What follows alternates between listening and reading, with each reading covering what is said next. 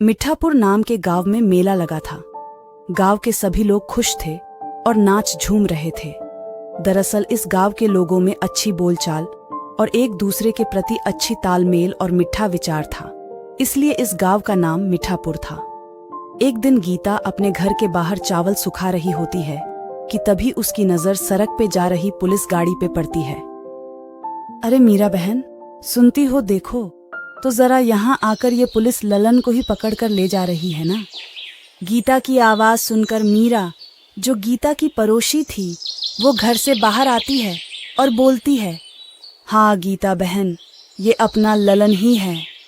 हे राम, अब इसने क्या कर दिया जो इसे पुलिस पकड़कर ले जा रही है? पता नहीं मीरा बहन, इसने क्या किया है। चलो पुलिस वाले से ही पूछते हैं। ओ पुलिस वाले भाई साहब, जरा रुको। ऐसे चिल्लाते हुए गीता पुलिस वाले को रोकती है और पुलिस वाला पूछता है कि क्या है बहन जी, आपने हमें इस प्रकार क्यों रोका है? कुछ नहीं साहब जी, आपने जिस व्यक्ति को पकड़कर अपने गाड़ी में ले जा रहे हैं ना, दरअसल वो हमारे ही गांव का रहने वाला ललन है। क्या आप इसे जानती हैं? और आप दोनों कौन हैं जो इसके बारे में पूछ रही हैं? पुलिस वाले की बात सुनकर मीरा कहती है, जी मेरा नाम मीरा है और ये मेरी पड़ोसी गीता है। हम दोनों का घर पास पास ही है। आप बताइए ना, इसे आपने क्यों पकड़ा है? देखिए बहन जी, ये हमें शराब की तस्करी और बेचते हुए रंगे हाथों पकड़ा गया है, इसलिए इसे हम शराब की तस्करी और बेचने की जुर्म में ले जा रहे हैं।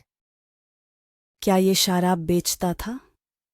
हाय राम, तभी मैं कहूँ कि मेरे पति जो कभी शराब नहीं पीते थे, वो आजकल शराब क्यों पीने लगे हैं। और हमारे इतने प्यारे गांव को कौन गंदा करना चाहता है। आप सही कह रही है गीता बहन। अरे, हमने इसे अच्छा समझकर अपने गांव में रहने दिया है। हाय हाय रे, मेरी फूटी किस्मत। उसे जेल में बंद कर देता है और फिर बोलता है, आज शनिवार है और कल रविवार, इसलिए 2 दिनों के लिए तुम्हें यहां रहना होगा। फिर तुम्हें कोर्ट के फैसले के बाद तुम्हें दूसरे जेल में भेज दिया जाएगा। पुलिस वाले के जाने के बाद ललन इधर उधर देखता है तो वहां पर और भी कैदी दिखाई देता है, जो उसे ही घूर घूर कर देख रहे होते हैं। उन्हें इस प्रकार उसे देखने से ललन घबरा जाता है और पूछता है, अरे आप लोग मुझे ऐसे क्यों देख रहे हैं जैसे कि मैंने आपके घर से कुछ चुराया है? उनमें से एक कैदी बोलता है, अरे तुम यहां पर क्यों मरने के लिए चले आए हो? और तुमने क्या जुर्म किया है जिसकी वजह से तुम्हें इस आखिरी रात वाली जेल में बंद होना पड़ा? आखिरी रात वाली बात सुनकर ललन घबरा जाता है और हकलाते हुए बोलता है, आखिरी रात वाली जेल, इसका क्या मतलब है? आपका क्या?